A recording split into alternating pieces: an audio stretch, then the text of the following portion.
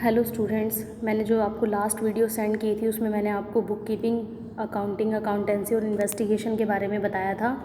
आज मैं उन सभी में डिफरेंस के बारे में आपको बताने जा रही हूँ। देखिए, difference between book keeping and accountancy. First basis है ट्रांजैक्शंस। ट्रांजैक्शंस में बुक कीपिंग क्या होती है, क्योंकि जैसे कि आपको बुक कीपिंग में क्या है कि बुक जो जितने भी ट्रांजैक्शंस होती हैं उनको जस्ट रिकॉर्ड करके रखा जाता है, मतलब जर्नल से पोस्टिंग का काम बुक कीपिंग के अंदर ख़त्म हो जाता है। बट अकाउंटेंसी में पोस्टिंग से आगे का काम शुरू होता है। इसमें जितनी भी ट्रांजैक्शंस होती है प्राइमरी बुक्स ऑफ अकाउंटिंग, उसमें पोस्टिंग जो है लेजर में कर दी जाती है। फिर सेकेंड है total and balance. Book keeping में involve totalling the ledger and taking balance of various ledger account, और accountancy involve posting the ledger account balance in their trial balance, क्योंकि उसमें क्या था, पोस्टिंग कर दी, पोस्टिंग से आगे ट्रायल बैलेंस में अकाउंटेंसी में ट्रांसफ़र कर दिया। क्या बुक कीपिंग में फाइनल अकाउंट्स प्रिपेयर किए जाते हैं? नॉट। अकाउंटेंसी में फाइनल अकाउंट्स बनाए जाते हैं जिसमें ट्रेडिंग, P&L और बैलेंस शीट तैयार की जाती है। Rectification of errors and adjustment. Book keeping के अंदर किसी भी तरह की कोई रेक्टिफिकेशन ऑफ एरर नहीं की जाती, बट अकाउंटेंसी में कहीं ज़रूरत होती है। रिस्पॉन्सिबिलिटी की बात करें तो book keeper is not responsible for the work of the accountant. Accountant की तरह बुक कीपर यहाँ पर कोई रिस्पॉन्सिबल नहीं होता, बट अकाउंटेंसी में रिस्पॉन्सिबल होता है, उसको रिपोर्ट सबमिट करानी होती है।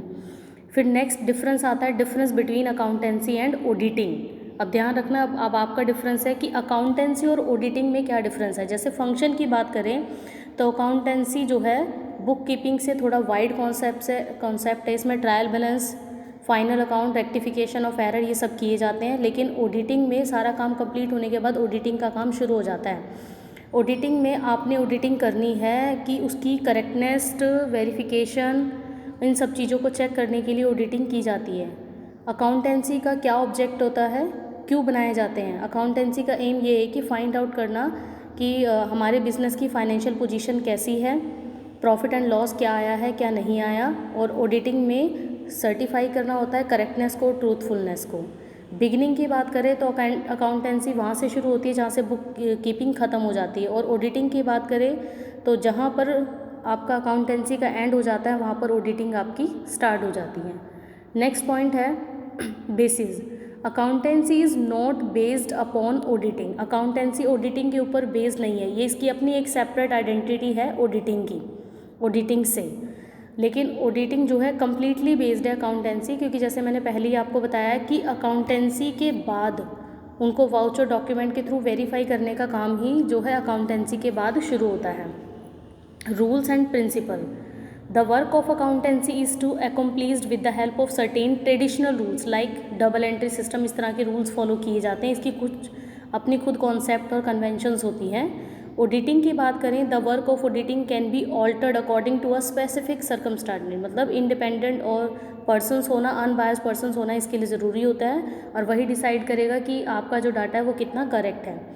क्वालिफिकेशन की बात करें, इसके लिए कोई प्री डिटरमाइंड क्वालिफिकेशन होने की कोई ज़रूरत नहीं है, बस आपको उन कॉन्सेप्ट जो है क्लियर्स होने चाहिए। जैसे कि हिस्ट्री में हमने पढ़ा था कि पहले क्या हुआ करता था कि जिसको डबल एंट्री सिस्टम की नॉलेज हुआ करती थी उसे ऑडिटर बना दिया जाता था, उसी तरह से इसमें है, लेकिन वहाँ ऑडिटिंग में एक CA का होना ज़रूरी है। नॉलेज की बात करें, it is not necessarily for the accountant to have knowledge of auditing. ये ज़रूरी नहीं है कि जो अकाउंटेंट होगा वो ऑडिटर भी होगा, लेकिन यहाँ पर ये ज़रूरी है जो ऑडिटिंग कर रहा है उसे सभी प्रिंसिपल और प्रैक्टिसेस की नॉलेज होती है, और वो अकाउंटेंट हो भी सकता है। स्टेटस की बात करें, the person doing the accounting work is a permanent employee, क्योंकि परमानेंट एम्प्लॉय जो होगा वही अकाउंटेंट होगा और उसको उसके बदले में मंथली सैलरी पे की जाती है, और इसमें उसके काम के अकॉर्डिंग ऑडिटर को पे की जाती है। इसका ओरिजिन हुआ था 1494 में, जब डबल एंट्री सिस्टम का कॉन्सेप्ट आया था, और ऑडिटिंग जो है इंडिया में जब आई थी वो 1903 कंपनीज एक्ट के बाद आई थी। नेचर की बात करें तो ये क्रिएटिव इन नेचर है, क्योंकि अलग अलग ऑर्गेनाइजेशन के लिए ट्रांजैक्शंस भी अलग अलग होती है, उस तरह से वो अपने रूल्स जो है फॉलो करने पड़ते हैं। पर ऑडिटिंग क्रिएटिव ना हो कि क्रिटिकल और एनालिटिकल है, क्योंकि इसमें डीपली एनालाइज किया जाता है, एक इंडिपेंडेंट और एक कॉम्पिटेंट पर्सन्स के द्वारा इसकी जो है डिटेल वेरीफाई की जाती है। रिपोर्ट की बात करें तो यहाँ पर अकाउंटेंट को अपना जो है रिपोर्ट सबमिट कराने की कोई ज़रूरत नहीं होती, वहाँ पर जिस पर्सन ने उसको ऑथराइज्ड किया है, लेकर आया है, उसे वो डेली जो है रिपोर्ट करानी सबमिट होती है। ऐसी एक केस मैं नीचे एक समझाने जा रही हूँ आपको। देखिए, Apple versus on and Dexter and company का एक केस है।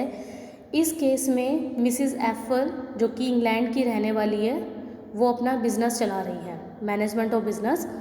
उसने मिसिज़ एडल एफल ने, जो कि इंग्लैंड की रहने वाली है, अपने बिज़नेस अपने दोनों बेटों के हाथ में दे रखा है।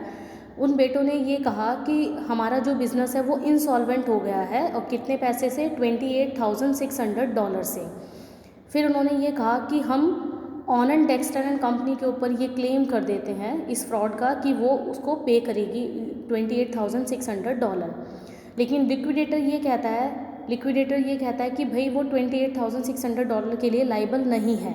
फिर हम जाके ऑडिटर से मिलते हैं। ऑडिटर अपने डिफेंस में ये बात कहता है कि जब इन्होंने फाइनल अकाउंट, इट मीन जब मैंने बैलेंस शीट वेरीफाई करने के लिए आया था तो मैंने जस्ट उसकी अकाउंटिंग की थी, ऑडिटिंग नहीं की थी। फिर इस केस को कोर्ट में ले जाया जाता है। ऑनन Dexter and company in this case had acted as an accountant. तो फिर कोर्ट ये वेरीफाई कर देती है कि जिस दिन उनकी बैलेंस शीट को वेरीफाई किया गया था, $28,600 का जो उस पर इल्ज़ाम लगाया गया है ऑनन डेक्स्टर एंड कंपनी के ऊपर, वो उसको पे करने के लिए लाइबल नहीं है। इट मीन्स उन्होंने जानबूझकर, उनके दोनों बेटों ने अपनी कंपनी को जो है, अपनी बिज़नेस को इंसॉल्वेंट शो कर दिया था। और ये कहते हैं इतनी पेमेंट के लिए, $28,600 के लिए ऑनन डेक्स्टर एंड कंपनी इस बात के लिए लाइबल नहीं है। इट मीन्स ये केस से ये क्लियर होना ज़रूरी है कि जब भी कोई पर्सन ऑडिटिंग करने आएगा तो उसको ICAI से, इंस्टीट्यूट से प्रमाणित होना चाहिए कि वो ऑडिटर है और ऑडिटिंग करने के लिए आया हो। प्रॉपर वाउचर डॉक्यूमेंट, डीपली जो भी स्टडी उसने, अगर वो सेटिस्फाइड नहीं है तुम्हारे वाउचर डॉक्यूमेंट से, किसी भी तरह की रिसीप्ट से, तो आपको उसके लिए खुद रिस्पॉन्सिबल है कोई भी कंपनी। अब नेक्स्ट हम डिफरेंस करने जा रहे हैं, difference between auditing and investigation. Auditing का ऑब्जेक्ट क्या है? The object of auditing is to establish the completeness, correctness, truthfulness. Investigation है कि आपने डिटेक्ट करना है कि वो फ्रॉड हुआ है। इन डेप्थ एग्जामिनेशन को ही इन्वेस्टिगेशन कहा जाता है। टर्म्स की बात कीजिए तो ऑडिटिंग ईयरली की जाती है, और इन्वेस्टिगेशन डिपेंड करता है कि जितने फ्रॉड्स या डेक्लेरेशन वगैरह हुई है उसके अकॉर्डिंग जो है नंबर ऑफ़ ईयर जो है इन्वेस्टिगेशन की जाती है। ऑन हुज बिहाफ, ऑडिटिंग किसके बिहाफ से की जाती है? Behalf of the owner. और इन्वेस्टिगेशन एक एक्सटर्नल पर्सन्स के द्वारा की जाती है। नेसेसरी की बात करें तो बहुत सारे इंस्टीट्यूट है, इंश्योरेंस है, कंपनीज़ है, बैंकिंग है, पब्लिक प्राइवेट कंपनी है, सभी के लिए कंपल्शन कर दिया है कि ऑडिटिंग कराना ज़रूरी है। Investigation is not legally compulsion in any circumstances, it is totally optional whether or not to get investigation conduct. मतलब आपकी मर्जी, आप इन्वेस्टिगेशन करवाना चाहते हो या नहीं करवाना चाहते। स्कोप की बात करें तो in comparison to the investigation, auditing का जो स्कोप है वो थोड़ा सा लिमिटेड है, और इन्वेस्टिगेशन का वाइडर कॉन्सेप्ट है। अगर हम अकाउंटिंग की बात करें, बुक कीपिंग, ऑडिटिंग की बात करें, इनके कंपैरिजन में इन्वेस्टिगेशन का स्कोप जो है वाइडर है। क्वालिफिकेशन की बात करें तो ऑडिटर का CA होना बहुत ज़रूरी है उसके लिए, और इन्वेस्टिगेशन के एक वेल क्वालिफाइड एक्सटर्नल पर्सन्स की ज़रूरत होती है। फ्रीक्वेंसी की बात करें तो ये ईयरली ऑडिटिंग की जाती है, और ये स्पेसिफिक सिचुएशन पे ही की जाती है। टाइप ऑफ चेकिंग की बात करें, टेस्ट चेकिंग में be used in an audit, और इन्वेस्टिगेशन में कंप्लीट और इन डेप्थ जो है चेकिंग की जाती है। रिपोर्ट की बात करें तो पर्टिकुलर रेलिवेंट पर्सन के बाद रिपोर्ट सबमिट करानी उनकी ज़रूरी होती है, और in an investigation the report depends upon the nature of the investigation. Criticism की बात करें तो in the report only those points are mention with which the auditor does not agree. In other words, auditing is not critical. अगर हम ये कहें, मतलब according to situation ये चेंजेस होते रहते हैं। अगर रिपोर्ट सबमिट करानी है, इट मीन्स करानी है।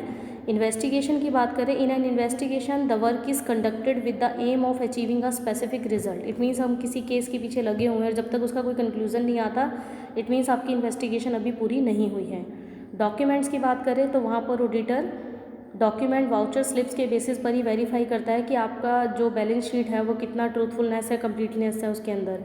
इन an investigation apart from the voucher and document other factor also examine. मतलब इनके भी अलावा इन्वेस्टिगेशन में ज़रूरत पड़ सकती है। अगर किसी एम्प्लॉयज़ को बुलाया जाता है पर्टिकुलर, तो वो वहाँ पर आएगा, और इन्वेस्टिगेशन में अगर उसकी हेल्प की ज़रूरत है तो वहाँ वो ले सकता है। लेकिन ऑडिटर में इंडिपेंडेंट पर्सन्स होना ज़रूरी होता है।